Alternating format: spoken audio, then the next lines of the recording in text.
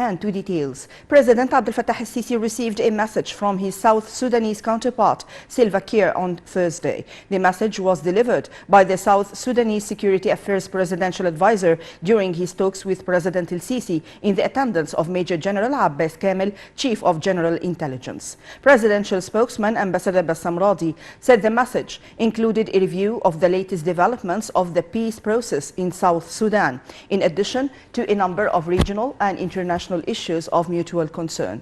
The President welcomed the honorable guest and conveyed his greetings to President Kiir, emphasizing Egypt's keenness to consolidate the foundations of security and stability in South Sudan as a decisive and key factor that ensures success, sustainability, and opens horizons of cooperation to the reality of development in its various aspects. President el-Sisi stressed Egypt's determination to strengthen bilateral cooperation to transfer the Egyptian experience in drawing an integrated development strategy for South Sudan, especially in the sectors of urban planning, infrastructure, roads, hubs, and transportation, in addition to human cadres, training sessions, education, agriculture, and irrigation.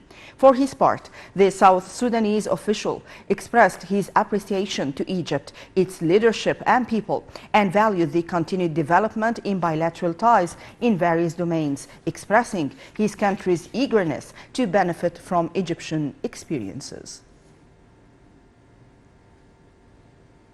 President Abdel Fattah el-Sisi received a phone call from British Prime Minister Boris Johnson on Thursday. Presidential spokesman Ambassador Bassam Radi said President el-Sisi and Johnson reviewed bilateral ties and a number of regional and international issues of mutual concern, especially cooperation on the climate change file in light of the upcoming COP27 conference to be hosted by Egypt in the Red Sea resort of Sharm el-Sheikh.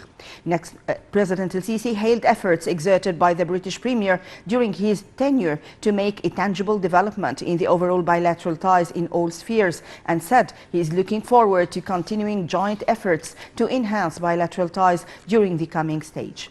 For his part, Johnson praised close and strategic ties that bind Egypt and Britain, citing the development in relations between the two countries.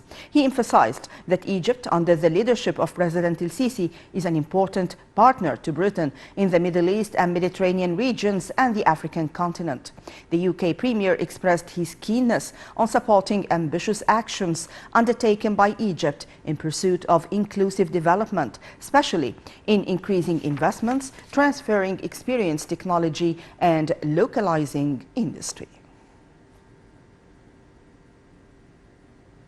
President Abdel Fattah el-Sisi on Thursday bid farewell to Bahraini King Hamad bin Isa Al Khalifa at Al Alamein Airport. In a brotherly meeting earlier, President el-Sisi exchanged viewpoints with the visiting United Arab Emirates President, the Jordanian and Bahraini monarchs, and Iraq's Prime Minister over boosting ties and expanding cooperation in all fields.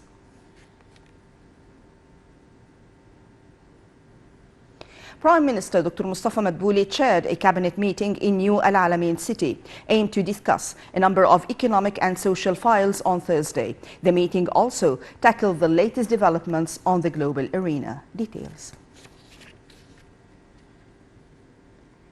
Prime Minister Dr. Mustafa Madbouli chaired a cabinet meeting in New Al Alamein city, during which the cabinet followed up work in national projects of the presidential initiative Decent Life to develop Egyptian countryside.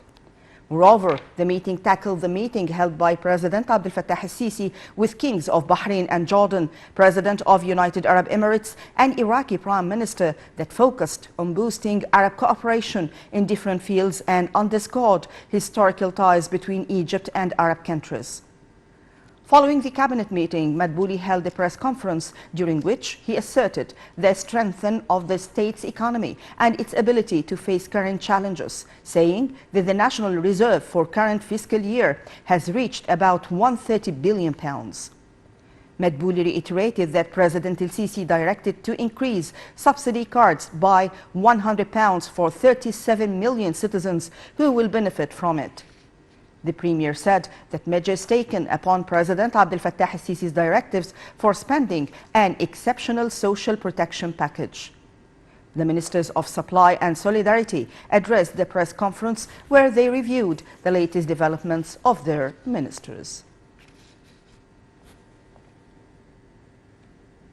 Prime Minister Dr. Mustafa Madbouli witnessed signing of 7 new memoranda of understanding in New Al Alamein city with the attendance of ministers of electricity and planning.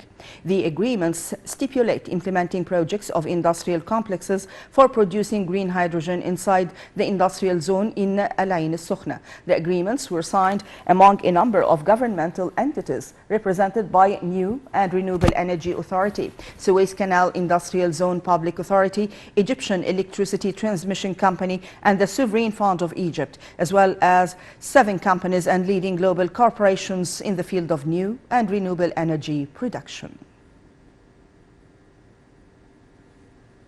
Egyptian border guard forces succeeded in inflicting effective strikes in combating smugglers, criminal elements which target national safety and security. Border guard forces foiled many attempts on all strategic directions nationwide. Within the framework of its strategy, the Interior Ministry continued its efforts to combat any types of crimes across the country. The ministry continued its campaigns to follow up and control prices of strategic commodities. The ministry arrested a number of traders who used to hide strategic commodities to sell them in black markets and detained others who were selling expired products. It succeeded to capture 502 subsidized cases during the past 24 hours. Moreover, it captured about 136 tons of hidden food commodities and more than 82 tons of subsidized goods. It also captured more than 732 cases for bakeries, including 134 cases of bread not matching to specifications. In the field of construction materials, the ministry seized more than 15 tons of cement. Under the auspices of President Abdel Fattah al-Sisi, the Interior Ministry has launched the 23rd phase of We Are All One initiative to offer school items at low prices starting off September 1st. The Interior Ministry used to contribute in offering high-quality school items at low prices at the start of every school year, in cooperation with famous market commercial series. This phase witnesses participation of 38 commercial entities, 814 outlets, as well as 6 main fairs and 17 sub-fairs in streets and big squares in all governorates.